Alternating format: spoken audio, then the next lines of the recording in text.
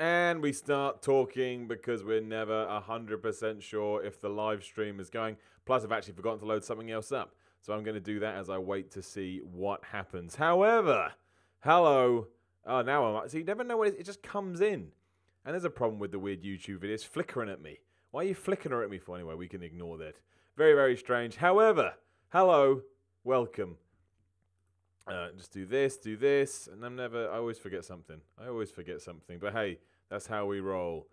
But welcome to the Week in Gaming. My name is Simon Miller. Hopefully you are either listening to this live on YouTube, or you could be listening. Maybe you're off doing the washing up or something, or you're listening live as live. Is it live? Nope, it's not on the podcast. Either way, thank goodness we're back. I know we take long breaks from this, but sometimes life is crazy. However, there was a very poignant thing to talk about this week, because if you did watch Sony's Paris Games Week show, which aired yesterday, I'm recording this on a Tuesday, aired on Monday, there are a lot of games, and it fired the internet into a rage as they tried to figure out whether they liked what they seen or they hadn't liked what they seen. And that's why I thought, we've got to do a podcast, we've got to do it live, because I know I want to get your input. I want to get your input on this whole thing because a lot of people seem very torn by it. Now, before we get anywhere, there is no right and there is no wrong. I just want to make that clear. You either did think it was too violent and you're allowed to say that, or you didn't, and that's cool too, because only you can decide whether it was too violent or not. It's an individual issue, it's opinions. There's no right, there's no wrong. So I just wanted to get that out of the way. However, I think, and that's why it's in the title, I think the game that really kicked people off was The Last of Us Part 2, Naughty Dog sequel to The Last of Us, which, cards on the table. I think the Naughty Dog, I think The Last of Us is one of the best games I can say ever made. I think it would be in my top 10. I mean, I kind of come to it from a strange position, because when I reviewed it for videogamer.com way back in the day, and I played that demo they released, and I stand by this today. That demo was shite when you compare it to it was so out of context about what that game was all about that when you played it in like a little bubble, I was like, this is rubbish. And I stand by that today. When I actually sat down, I played the game over a bank holiday weekend, which means it must have come out in May or something, 3-4 years ago, whenever it was. And I genuinely thought it was brilliant. And I'm not the biggest Uncharted fan in the world. I thought Uncharted 2 was good. I liked the original Uncharted. I thought Uncharted 3 was absolute dog. Uncharted 4 was fine. But I really did think The Last of Us was a good video game. However, I also didn't necessarily think they needed to make a sequel. I don't care that they are making a sequel, because video games are all about money. It's a business at the end of the day, and The Last of Us did great, and it's one of Sony's, most important exclusives. So of course they're going to make another game. However, given when they've announced it at the PlayStation show, a year and a half ago was it? Maybe more, but around that time, it kind of focused on Ellie playing the guitar and Joel was there, and it had all the same kind of vibes. But here, and correct me if I'm wrong, we didn't see Joel. We didn't see Ellie. We saw a bunch of people we don't know. There was some kind of like voodoo stuff going on, and somebody got, strung up, and we saw a woman get her arm broken, and it was very violent. There's no question about that. I mean, the title is it too violent if you are watching on YouTube? And I don't think you can argue that it wasn't violent, because it definitely was violent. Now, the problem again, and this is why I brought up the demo, is I don't think context. Naughty Dog doesn't seem to be the best when it comes to context is the right way, because you don't know what's happened before this scene. You don't know what's going to happen after this scene. You don't really know what's going on. And this scene was clearly put out there because audio's a bit low, someone said. All right, I can fix that. One sec. Good thing I locked it down. Oh, maybe I can't fix that. No, I can. That one. There we go. We've gone up. Right, that should be better. I bet it's too loud now. You have to tell me. But I've now lost my train of thought, but that's bad. But anyway, the whole context thing is, it's impossible to know how that ties into the story as a whole. And because of that, it's hard to, with what we saw, yes. I mean, it's difficult to say that video games shouldn't do this.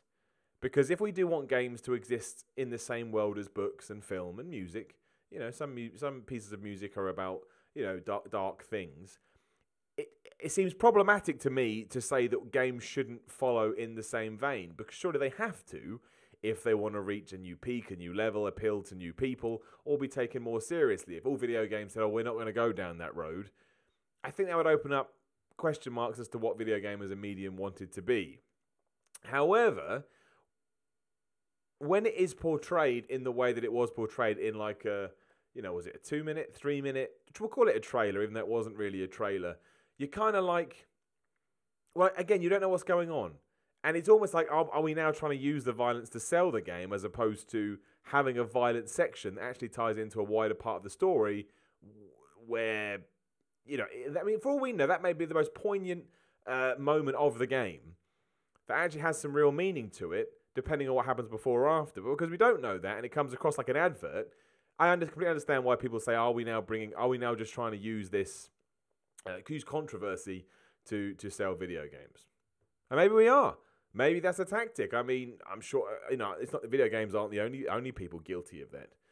And obviously, I think the other issue is that this followed David Cage's Detroit Become Human trailer. They weren't really trailers because they were kind of bigger extended that, which obviously focused on, domestic abuse, I guess you could call it, which is a very tough subject to tackle.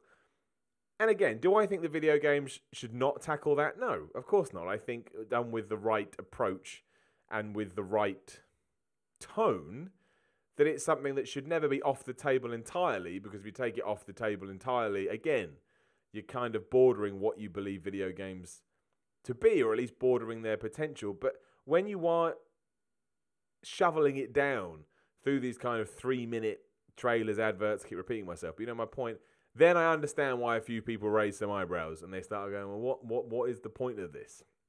And I think that's the issue with what we saw. And I thought Sony had a really good showing. Obviously, the best thing they announced was Guacamelee 2. Now, Guacamelee is the best game, one of the best games I've ever played. It's so much fun, and it's funny, and the music's great, and the combat never got boring. It's just wonderful. So the fact that Drinkbox are making another one of those is awesome. I knew nothing about that as well, so that excites me. So that was great. But you did kind of go from that to some VR stuff, to some, plinky plonky sad piano indie games. And then all of a sudden it was like, wham bam, here we go. We're now in the like the dark adult stuff. And a lot of people didn't like that tonal shift. And I've got a statement up here which I'm going to read, because it did cause a lot of people did question this. So I think VG247, who are out in Paris at the moment, where is this quote? There it is. This is Sony. This is Michael Denny, who's senior vice president at Sony PlayStation. We've always wanted to have a variety of content, lots of choice. We've always wanted to be innovative and sometimes challenge as well. If you look at Sucker Punch's new game, it's a great new AAA What does that mean? If you look at Sucker Punch's new game, it's great new AAA game. That's just gibberish. Anyway, to have thought-provoking and mature content, if it's handled the right way, aimed at a mature audience, I think that's part of PlayStation as well. It always has been that we trust in our creators. It's about the experiences and the games they want to make. Clearly, we're involved in producing that, and if you're going to go into areas of challenging content, we need to make sure it's done in an appropriate way as well. Part of these things are about playing the game and putting them in context, making sure it's thought-provoking in the right way. Now, he said context there. I want to read the second paragraph, though, because they did bring up the domestic abuse and violence in Detroit. And he said, I wouldn't say it was a central part of the game. It's a big part of that scene about Kara questioning her programming and whether she can react against her master in very challenging circumstances. Now, here's the thing. If it's not central to that game, why was that what was chosen to put into that? That's when we have a problem, right? Because if it's not central to the game, and yet that's what you've used to underline and kind of highlight and push, because maybe it's going to get a bit of chatter, then maybe we are in territory that's not the dream. Would be my gut feeling. However, we haven't played the whole game, so we don't know. And that's why I think it's an issue. But I do think it's good that PlayStation have come out and said that. I do agree with them to a certain extent, because you should have challenging video games. It's like, I mean, I'm not into sort of artsy-fartsy films, but a lot of people are. And a lot of those kind of films really do hammer home, certain themes and topics that are uncomfortable and you don't like. But because of that, that's where the quote-unquote art comes out of it. And I think for video games to mature and get better and evolve and be more adult and appeal to a wider audience, you need to make sure you're doing those same things. You want to evoke emotion, right? And that shouldn't always be happy, happy, joy, joy. Super Mario Odyssey came out recently, and everyone that plays that is just like, it's a nostalgic dream. Not even a nostalgic dream, just a wonderful, lovely dream full of marshmallows and clouds. But you're going to go that direction, baby games. You also need to go the other way and make sure you are hitting up the tough stuff for lack of a better term. So I don't actually necessarily think it's about the content in the game. I think it's about the way that these subjects are then portrayed. And I don't necessarily think we needed to put them in trailers in a showcase, especially if that's not the central theme of the game. If Detroit to Human, whatever it's called, it's not called that at all, Become Human, is all about domestic violence, then yeah, you can't get away with it. But specifically focusing on that and then having a statement afterwards that says, well, it's not really about that, that's why I think the lines get blurred. I will jump in here at the moment because H2O Happy Dude, you lovely man, you've actually sponsored the podcast today, which means you come up in a lovely blue box and you've made my day, because that's wonderful, and you've put thoughts about the entire loot box debate. So we will jump into that for a second. I mean, I don't think I fall down where a lot of other people fall down with this. I'm just going to take this, I'm just going to copy and tweet this and put this into Twitter to get more people to come and join the love. But my computer is running very slow all of a sudden. What are you doing, computer? Unbelievable. This is nice for a thing, isn't it? There we go, that'll do. Yeah, the thing with the loot boxes are, I've always looked at video games as a business, first and foremost. That doesn't mean I like or dislike certain things or certain practices that developers and publishers do, but I don't get mad about it because I understand. And it always does come down to the consumer and what you want to do. From what I can tell from loot boxes, people absolutely love them. And the reason more and more people are putting loot boxes into their game is because people will spend cash on them. If I have a lemonade stand and people keep coming and asking for cranberry juice, and I don't then offer them cranberry juice, that's a bad business. But if I do keep giving out cranberry juice, even though a few people are going, well, I don't like cranberry juice, and I should just ignore those people and get on with it, right? And that's how video games at the moment see loot boxes.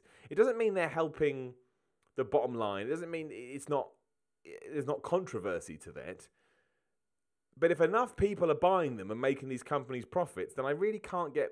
Well, it's twofold. I can't really get upset by that because I can't then paste my opinions onto the general public, because clearly the general public are saying they're fine with them. But the other point is, I think a lot of people, it seems to be dependent on the game rather than dependent on loot boxes. Because I don't really hear that many people moaning about them in Overwatch, and please tell me I don't play Overwatch, and maybe Overwatch's system is different, but from what I can tell, it's certainly not. And yet Shadows of War does it, and that's bad because it's a single-player game and it should only be in multiplayer games. Well, that doesn't make any sense. Although loot boxes may have become popularized in more multiplayer-centric games, that doesn't mean you just put them in multiplayer games. That's like saying that you should never have a persistent online world in a single-player, just because that doesn't make any sense. No, if someone comes up with something and it's a success, then absolutely other people are going to try and, put it in their game because they want to make money. And that's the thing. And that's why I never get too mad about video games, because I know there are developers out there who, of course it's true, who the number one priority of them is to be creative and come up with something that's wonderful. However, the bottom line is always to make money, because you can't do anything unless you're making money. And again, that says to me that consumers are buying loot boxes, are happy to do loot boxes, maybe even enjoy the loot box process. So if I'm making a video, I'll stop wiggling my camera. That sounds weird. If I'm a publisher or I'm a developer and I see that happening, of course I'm going to try and buy into the trend. I don't see how that's any different than Call of Duty becoming this huge multiplayer game that sells millions using the ranking up, perks and all that kind of stuff, and other games going, we better put that in our game, than people doing it with loot boxes. It doesn't mean it's not taking away from certain games. I mean, someone just mentioned Shadow of the Colossus in the comments. And if Shadow of the Colossus comes out and they put loot boxes in it, then yeah, you're going to be a little bit annoyed and a little bit pissed off, because you're like, well, that wasn't in the original, and also this doesn't really make any sense to the game. And then it does start to feel difficult, for lack of a better term. But this does seem to be what's taking the place of DLC, and it was the same argument with DLC back in the day, in the sense that everyone moaned about DLC and yet people bought it in droves. Now, I would guess that maybe over the last few months or years, DLC has potentially dropped off or isn't having the same conversion rate as it used to have. So now, loot boxes have become the new thing. You know what, in a couple of years, loot boxes will probably die and there'll be something else. The games industry is cyclical, to say the least. ZBS Pest Profile Name says, it's completely on the shoulders of consumers. The same argument can be applied to getting money out of politics. Money mostly helps you sell yourself to voters. It's the voters who are the problem. I mean, I do think there's logic there, because, again, if I'm running Warner Brothers and someone says that we should put loot boxes in Shadows of War, and they can prove to me it's going to make money, I'm probably going to go along with that because it's what the audience wants. And I think that's the key. And sometimes the vocal minority. I'm not saying it's not a problem. I'm not saying that at all. I completely appreciate and understand, why people would think that. But again, if every month I'm seeing this huge chunk of change come in, why would I stop? And I think that's why. I think that's where I come down on the whole thing. David Ayres says, "I never bought a DLC in my life. Neither have I. I've never felt the need to buy one. So I just haven't done it, and I don't care that it's there." I didn't even care about the microtransactions in NBA, which I know makes me a terrible person. They were way too aggressive, but I just ignored them. So I don't want to use them, so I'm just going to ignore them. So that's how I feel about the loot boxes. It doesn't mean it's not going to affect the gaming industry. It doesn't mean it's not going to be an annoying trend for the next few years that you don't like. Absolutely could be a lot of those things. But I find it hard to criticize or take shots, because the thing is, if they weren't working, they'd vanish. And that's the problem. That's the real problem. Some vids. Never bought one either, apart from when my mate lended me the COD ones on PS3. H2O happy dude. If it continues the story, then I might buy. If it's strictly cosmetic, then I'll pass 100%. And that kind of brings us into a whole new area, because obviously, what a lot of publishers and developers do is they use DLC to try and make more money out of you, and it could have been in the original game. I don't necessarily think loot boxes are doing that. Well, they are in a certain extent, because obviously, say you get a gun in a loot box. Maybe that gun could have been given to you for free when you got 100 kills or whatever. But if people want... the other problem is that, the game's prices haven't come down. It's just one of those things. That's always the way, right? In any walk of life. You're going to pay more as you get older. Because people always want more money. Because money is the bottom line. And it does suck. But you can always vote with your wallets. And I know people go, that's a rubbish excuse. It shouldn't even happen. And you're right, it shouldn't even happen. But unfortunately, that's not how life works. If only it was, eh? If only it was. I boycotted Mass Effect 3 purely due to the Day 1 DLC, even though I loved the first two games. Well, loads of people... the people were so vocal. Mass Effect 3 is kind of the problem. Because so many people moaned about that. BioWare went and changed the ending, and then everyone went, oh my gosh, if we moan enough, we get what we want. Everyone kept on moaning. Anyway, that's my thoughts on loot boxes. Going back to I want to talk about the violence in game stuff a little bit more. And if you are in the comments down now, please let me know. You watched Detroit... whatever that stupid game is called, Become Human. You watched The Last of Us Part 2. What did you take away from it? Did it make you want to buy the game? Did it not want to make you buy the game? I would probably argue on both counts. I'm no more interested in playing either of them than I were beforehand. I want to play Guacamelee 2. I know that for a fact. But I'm not necessarily sure what I saw in either The Last of Us or Detroit I don't know if I would have played them anyway. I'll have to wait and see when they come out. But I don't necessarily think either of those things are better now because of that. But I do agree with what Sony have said. You can't draw a line in the sand with this stuff, because we wouldn't get games like South Park. And if you have played the Fractured But Whole, as a video game, it's okay. You could say 7 out of 10 at best. But as an experience, it's wonderful. And the reason it's wonderful is because of the humor, because of the shock, because Trey Parker and Matt Stone, in conjunction with Ubisoft, in this instance anyway, don't hold back at all. That's what makes it more wonderful. That's what, if we did have these guidelines or this barrier that we weren't allowed to hop over, that would suck. Because, look, don't get me wrong, sometimes I can't believe what they've done in that video game. I genuinely have a slack jaw, but I love that. And I'm not saying that you have to love that too, and if you don't, you shouldn't play it.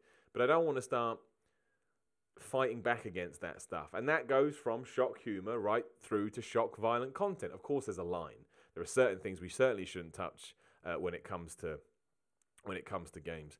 But, I think that it has to be done on a case-by-case basis. And I think what Sony have done here, they should have done. Whether or not it should have been the trailer/advert, I don't know. Some vids has just said, this has nothing to do with games, but do you like Trivian's new album? I do. I think Trivia's new album is one of the best metal albums in years. But we'll come back to that another time. My man Shana the Dan says, I don't get how Shana the Dead says, I don't get how people are upset with violence after enjoying Wolfenstein. But this is the best thing. I'm glad you brought that up, because this is why context, my catchphrase of the day is context. Context is everything. And when people play Wolfenstein, they see World War II anyway has become a parody within games. You can do whatever you want now with World War II, and it's fine, even though World War II is one of the worst conflicts that happen in human history. And because Wolfenstein I think Wolfenstein was a good game for the record, but, taking it, what it's trying to put out there, it takes World War II, it spins it on its head, right? Nazis won. And, I mean, there is no game, I would say, in all of games that is more tonally all over the place than Wolfenstein. You go from two people banging in a boat to a kid watching his parent getting beat up, whatever that was. Same with the first game. And, again, that doesn't bother a lot of people, and that's fine. To me, I find it a bit difficult. And it's true, however, because it is a little bit more silly, I mean, it's got a robot panzer dog in it, that's okay. Whereas The Last of Us and Detroit are very serious games, and they're not toying around with history. And also, they're creating their own realities. And I think that something comes with that as well, because you can argue, well, they started from the ground up and they've decided to put these things in. And obviously, both of those things have been put in to get a reaction. That's why they're there. And that's why it's all about how they're handled, which is important. I think it really comes down to the way they were portrayed in a press conference as opposed to them having it in games in the first place. Local Park Ranger says, "Hey Simon, long-term fan. Thank you. Just wanted to say hello. Hello, Lone Park Ranger. I hope you're not... Oh, Local Park. Thank goodness you're not alone. One question. What do you think of the whole single-player debacle recently making the news? I don't have the time of day for most multiplayers. What was the single-player debacle recently hitting the news? Was this that single-player campaigns are dead? If that is the case, Super Mario Odyssey came out and got 10s across the board and is one of the most well-reviewed games ever. So I would say there's just a lot of people throwing their toys out the pram. Single-player games are never going to die. I mean, they're just not. So if Super Mario Odyssey hadn't come out and got all those good reviews, I think it sold like 2 million units in 2 days or something obscene, I think single-player games are going to be okay. ZBS Best Profile Name says, not enough violence in game in my opinion. Until a VR comes out where I'm a murderer, my whole family... Well, murder... Oh, geez, right. Well, that got dark quick, didn't it? I don't think we want that. Some vids. What do you look for in a game? Does God of War look fun for you? Dad of War. Here's the thing. I imagine God of War is going to be brilliant. However, as I've said many a times when I bring it up, I don't want Kratos to have a kid. Kratos wasn't about having a kid. Kratos was mad because some voodoo magic got him to kill his wife and kid, and he just went crazy and killing everyone. Now, because of The Last of Us, I've got to watch Kratos being a dad. However, it does look amazing, and I think the amount of time and effort that's got into it, plus the creativity and the sheer talent they have at that studio, I think it will be brilliant. It's hard for me because you didn't need to make another God of War game in the same guise as they already did, because why bother? They've already mastered that. So it's good they're trying something new. It's just the kid, man. The game better end with Kratos killing the kid. That's all I'm going to say. Kratos kills the kid, rips his head off talking about violence in games, throws it on the floor and being like, oh, I'm so angry. And then the next game comes out and he goes on and he's angry even more because he realized he shouldn't have killed his kid. And it's almost like a callback to the first game. That's what I'd like. Roy mentions it was EA shutting down Visceral. Yeah, I know. I realized that. But that is just, I mean, it is bad. I never want anyone to be closed down, right? I don't want anyone to lose their jobs. It's terrible. And also, I actually was quite intrigued to see what Visceral was going to do with the Star Wars license. I think it would have been quite good. However, that is just one project. That may be just the way EA is looking at it. Maybe EA wants to focus on multiplayer games, but EA are not the be-all and end-all. We're still going to get experiences that focus on single player. I mean, look at like The Witcher 3. I know it's quite old now, but I don't think CD Projekt Red are also going to abandon stuff like that. Bethesda certainly aren't. Bethesda just released Wolfenstein, which is predominantly a single player, old school first-person shooter. And it does suck that Visceral got closed down, but I don't think that then needs to be copy and pasted across the whole industry. I think that's a reactive thing to do, and I understand why people would do that. Social media especially is reactive, but at the moment, I'm confident we're still going to get awesome single-player campaigns. I mean, we just mentioned God of War. That's all focused on the single player. So there's too many good games that are focusing on the campaigns to decry that the single player game is dead. Doesn't mean it's not going to, or it's not in for a bumpy ride. But right now, I'm not too worried. Some vids, thoughts on Sucker Punch's new IP. I missed that trailer, so I'm not going to comment on it. So I won't, but I will let you know. Corpia Prime says, I'm not sure about The Last of Us. I look at this trailer in conjunction with the teaser, and it looks like a potential cluster of unfocused emotion. I think that's a fair point. It really is different from... Again, when we saw that first thing for The Last of Us Part 2, it was very The Last of Us. It was dark, it was edgy, and it was miserable. But this one was utterly different. I mean, to the point, if you were like me, you may have been watching it going, is this The Last of Us Part 2? Maybe it's a game I don't know about. I assumed it was. So I don't know. I mean, clearly something's evolved, or there's zombie madness or something. But it was tonally very different to what we've seen. However, that's why context is everything. This happened with the first game, which is why I'm very, very reserved to throw it under the bus. When I played that demo in the first game, I thought, this is tosh. And I played the real game. When I got to that moment, it made perfect sense. That was the lull after, quite an intense scene. So then it does come down to, were they trying to use violence to get people talking about their game? And maybe they were. People do that. Charles Lee, what's your game of the year for 2017 so far? I don't know. I need to see a list. I can't even remember what has come out. I'd imagine actually Mario Kart came out, didn't it? I know it's just the same game. Probably Mario Kart Deluxe. I love Mario Kart Deluxe. I know it makes me a terrible person. Nerdazoid, any thoughts on Spider-Man? Here's the thing with Spider-Man. Trailer-wise, it looks great. It looks fun. It looks exciting. They're getting all the enemies in there. It looks really good in terms of visuals. However, every time I sit down to play a Spider-Man game, it runs out of ideas very quickly because it is just swing around the city, mash, mash, mash. So what I'm hoping they've done is they've looked at the Rocksteady games, and this is probably why I won't like it because I'm not a big Spider-Man fan, but I'm hoping they take what makes Spider-Man Spider-Man and throws it in there. Because that's why the Arkham games are so good. They know what Batman's all about, and they make sure they work it in. So I think that's the key with Spider-Man. As long as swinging around the city feels good and combat feels good, as long as the structure of the game feels like you're playing an interactive Spider-Man comic, they will succeed. And I'd argue even Spider-Man 2, way back in the day, didn't do that. That was just good because the swinging mechanic was really good. So there is potential there. It does look very good. I mean, it really, really does look good. I think it could be excellent, but it probably just won't be for me because for it to be a good game, it needs to embrace Spider-Man as much as it can, and I'm not really a big Spider-Man fan. That's a good thing, though. That's a good thing. Imagine why some people may have found the Batman games lost in them. I don't know. YZ Anime. Hi, Simon. Love your shows. Thank you. I love you. And I do agree that trailer was kind of the Last of Us vibe, but what was weird was how it was presented. I agree. I do think that because I think they deliberately went out of their way to make it not feel like The Last of Us. And that may be the whole point of The Last of Us Part 2. The whole point of it may be, well, let's not make it anything like the first game. Let's use the name, but let's be as creative as we were for the first game. And that will be fantastic. But again, we don't know because what's the word of the show? Context. We didn't have any. Why was that woman being strung up? Why was she being cut open by the stomach? Why was that other woman brought up with her arm smashed in? Out of context, that's horrendous. And it could be horrendous in the final thing. I don't necessarily think that I personally want that kind of violence in my games anymore.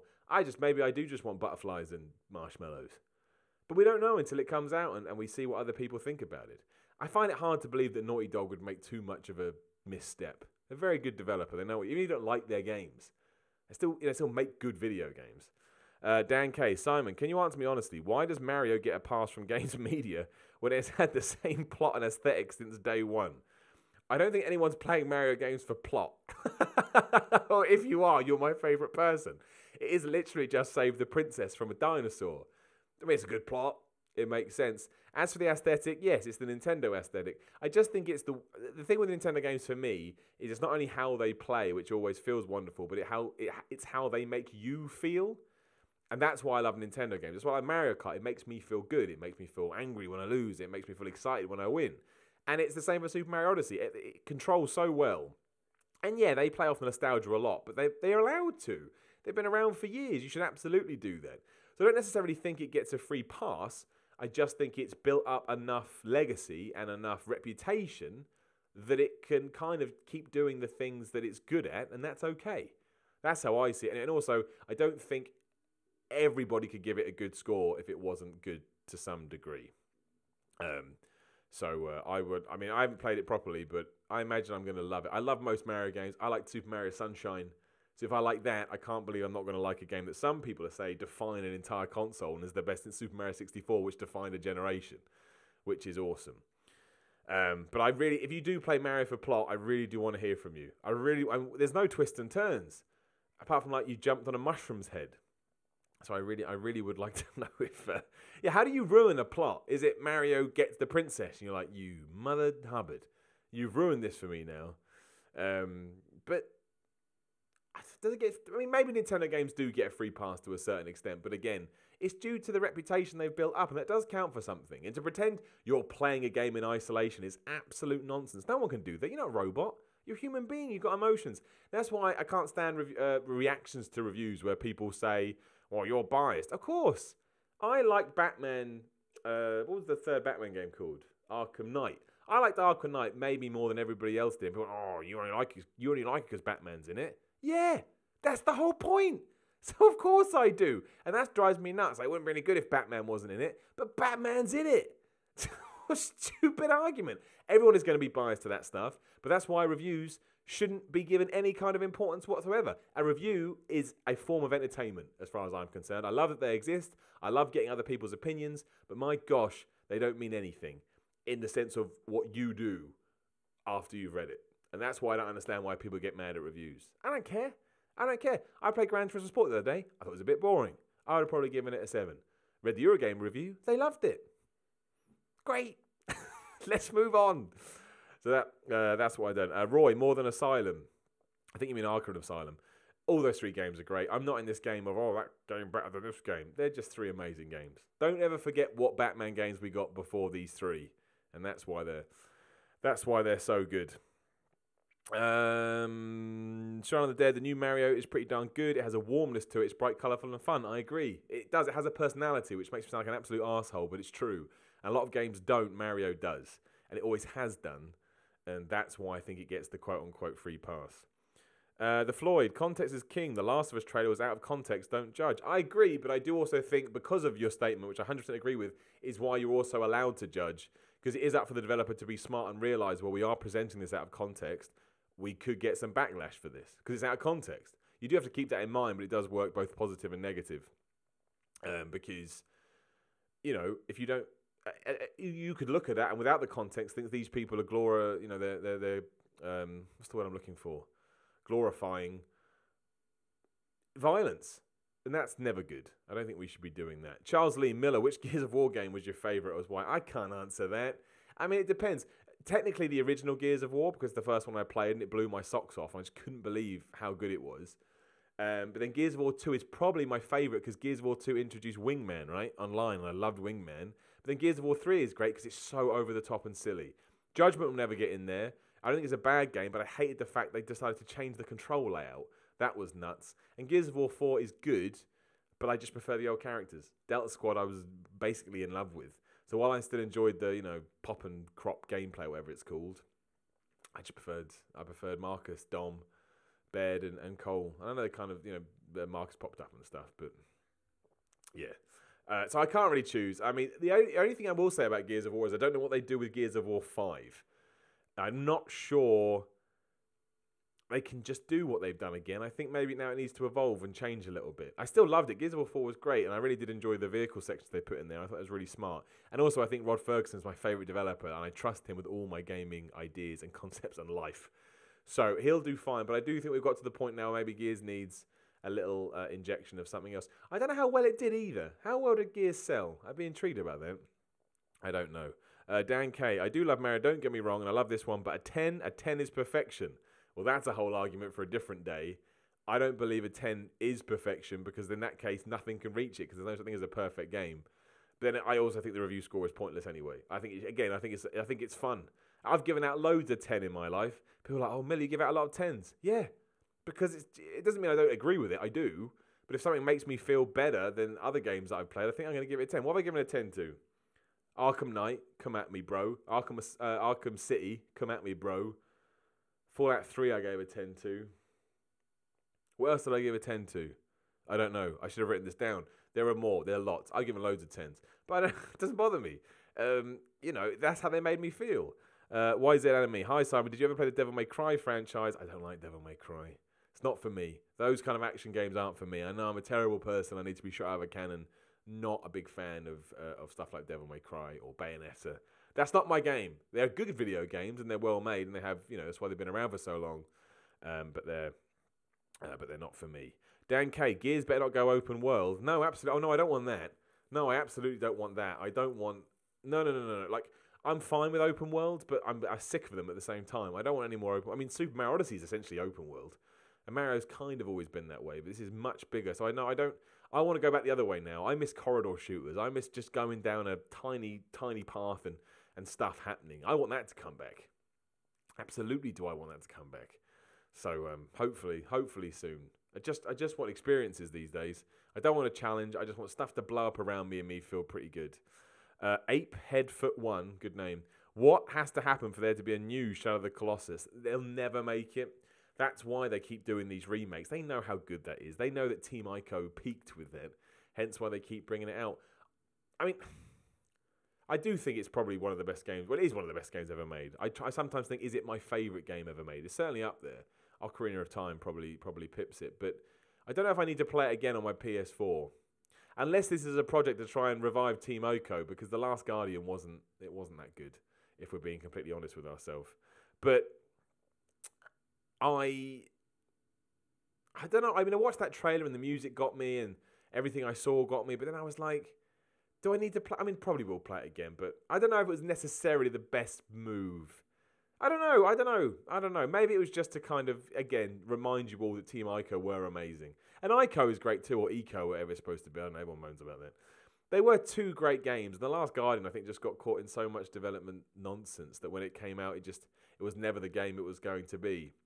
But I mean, it's just, again, and that's kind of like Mario Shadow of the Colossus now, which is what? It's 12 years old, Shadow of the Colossus? It gets you because of nostalgia and the way it makes you feel. And, I don't think it sold very well when it first came out. I'd like to point out that I've got the initial edition with the postcards. So that's how I bought it. It came out on my birthday. And I ran out to get that game. Oh, what a phenomenal game. Dan K, I've got 3 kids and I haven't got time for these 100-hour bore fests. 8 to 10 hours is plenty. Totally agree. Kids or without kids, man. 6 hours is fine for me. As long as it's a fine 6 hours. And I understand people going, well, that's not fair for a £50 or £60 price point. Well, no, arguably not. But to me, value isn't tied into length of game either. If I spend £60 a game and, like Dan says, it's 100 hours long, I'm not interested. I'd much rather 6 hours of fun. So, that's... I can't actually... Shaun of the Dead just mentioned Evil Within 2. I do like what Bethesda did with Evil Within 2. It's kind of like this half-focused, half-open-world, hub-world area kind of thing. I actually think Evil Within 2 is really good. It seems to have lost a lot of buzz very quickly, and I hope I'm wrong, because I really do think that's a very good video game. It's it's just very, very well put together. It's weird, it's screwed up, great for Halloween and all that kind of stuff. So hopefully it did well. I thought it was really brave as well to take a sequel and completely change basically what you did for the first game. So yeah, I was a big fan of that. I really like those games. I'm not a fan of scary games. I just think it's very well... I just do. Right now, I think Bethesda are smashing it. Again, I have issues with Wolfenstein, but it is a great game. The Evil Within 2, I probably couldn't play through because I like scary games, but it is a great game. Doom was one of the best games of the last 20 years. They're putting out really good content, Bethesda. I think on the cusp of becoming, smash it. And there's Fallout as well, right? And Oblivion, they're doing all right. Where am I looking? Nerdazoid, The Last Guardian is a 10. The Last Guardian is a 10? Oh, no, good for you. But there you go. I would have given Shadow of the Colossus a 10. Yes, I would have done that. Some vids. I remember when I realised Batman Arkham Asylum was a thing. It did something to me and I felt so happy. For that, I can't wait to see Rocksteady's new game. I don't know what Rocksteady's new game is going to be. People keep saying that maybe it's an Avengers game, but Justice League game. I don't necessarily think I want a Justice League game. I think I'd rather just have another Batman game. I know they've said they're not doing another Batman game, but I hope they're just lying. Does anybody really not want Rocksteady to come out with an amazing new Batman game? I do. But we'll see. I'd like a Superman game, but I guess that ties into Justice League, right? You don't really want to focus on Superman when you can have loads. The thing is, Rocksteady are so good, I think whatever they do is going to be wonderful. So I'm not overly worried. Charles Lee, what games are you most looking forward to? I don't know. Hence why I went quiet. I don't know. I'd need someone to tell me what games are coming out. Now you've said that, I can't think. What games are coming out? Tell me. All the games. I'm looking forward to all the games, which isn't true at all. I can't think of any video games that are coming out. No, you'd have to name some. You'd have to name some in the comments. Tequila 316, Final Fantasy a 10 out of 10. I don't agree with that. Not a Final Fantasy guy, but we don't need to talk about that. Ni no Kuni 2, Sean. No, I'm not looking forward to Ni no Kuni 2. I tell you what. Look, we put in video games coming out in video games 2018. Here we go. We'll use the live aspect of this portion. There we go. Straight away. Red Dead Redemption 2. Absolutely looking forward to that. I think that will be absolutely wonderful. That could be it, That's bad, isn't it? I did think the other day there's not a lot of games coming out that necessarily float my boat. And just going through it now, no. There's nothing here I want to play. That's no good, is it? Games are passing me by. I'm being left behind. I am excited to play Battlefront 2. I just love Star Wars, so you know I'm always about that. And Guacamelee 2. They're my 3 games. I mean Far Cry 5 I kind of like, but I just think it's going to be more of the same with Ubisoft, which isn't a problem. They sell millions of copies and loads of people love them. More power to them. They're just not for me. Some vids mentions the LA Noir remake. I am flipping looking forward to that. And I'm going to do videos on it. That's how much I like LA Noir. LA Noir is brilliant. Someone just asked me if I got a chance to play Assassin's Creed. I don't play Assassin's Creed. The first Assassin's Creed screwed me over. Oh, my camera's gone out of sync. Why have you done that? There we go. I played the first Assassin's Creed and it screwed me over. Never again. Miller, did you like Alien Isolation? I did. I thought it was a very good game. Very, very scary. Ruined me. If you go back to my old YouTube channel, which I'm not going to shout out because it's awful, there is some videos of me playing that game and getting scared. Charles Lee, Metroid Prime 4. I don't know how I feel about Metroid Prime 4. All we've seen is a logo. And it's not being made by, is it Retro Studios? I think it was Retro Studios. I'm getting confused. So I need to see more. Christopher McCord, I'm just saying there's not much coming out next year that's grabbed my attention, and I can't remember the last time that happened. I'm sure we'll get more announcements soon, though. It is still early days. I mean, the problem is Red Dead Redemption 2 is going to be massive. Developers know that, and they will actively move their games away from it, as they should, because that will just dominate for weeks. But the first game, the first Red Dead Redemption is perfect. I know a lot of people are not perfect, so I'm contradicting myself, almost perfect. But I know a lot of people didn't like Mexico. I loved Mexico. Game was great. Sean, will you be picking up Akami HD? I didn't really like Akami. I was one of those guys that I bought into the whole, I love the art style, I loved all the drawing stuff, I loved that it's like Zelda. I didn't like it. No, I didn't like it. It just wasn't what I was hoping it was going to be. So, yeah. Anyway, we've gone well off what the original topic of this video was all about, but I think we've gone into it, and I think it's important to remember context is important, and give them the benefit of the doubt for now and see, if we get another Detroit trailer and maybe it's focusing on that too hard, especially after Sony have said that's not a central theme, then maybe it's something we need to discuss harder. But obviously those things should never be glorified. Is that a word? I think it's a word. They're awful, terrible, horrible things, and they should always be respected in that way. They should never be used to sell a video game or a film or a book or a movie or anything. That's not cool. We shouldn't do that, because we just shouldn't. There's no need, man. We've got enough problems in the world without taking a form of entertainment and abusing that as well. Accuser, not my thing. Vampire. A lot of people mention Vampire. I've seen a few things, but I don't know much about it, so I can't say. Frontiers Jurassic Park game. There's a perky 2010. I do love Jurassic Park. I love it. I'm reading the book at the moment, so we'll wait and see. But I was excited about Telltale's Jurassic Park game, which if you followed any part of my career, you know is the worst game I've ever played. This is terrible. QuickTime event game where there's no QuickTime events. long time events. Anyway, on that note, we're going to round up this podcast. Again, let me know what you think about the games that we saw. I just quickly, some vids, does Doom get excused for violence? The thing with Doom is it's set on Mars and you've got big guns and you're blowing up monsters. That is completely different to human interaction. It just is. You're right though, but unfortunately that's just how the world are. Don't insult me for reading books, David Ayres. That's ridiculous. Anyway, please do subscribe to the podcast. Go to iTunes, search for The Week in Gaming. You can support the podcast on Patreon at patreon.com/Simon316. Subscribe to the YouTube channel, youtube.com/C/The Rules. And also, if you're listening to this via podcast, you can watch my head bob around when I talk about it as well. I think that's everything. Leave us 5 stars. Follow me on Twitter at Simon316. Shenmue 3 is coming out next year, but I hate Shenmue, so I'm not going to play that. Anyway, go have lovely evenings, and I'll talk to you soon. I'll talk to you tomorrow with The Week in Wrestling. That may be Thursday, actually. But keep an eye out for it, and happy Halloween. I should have said that. Have a lovely time of scares.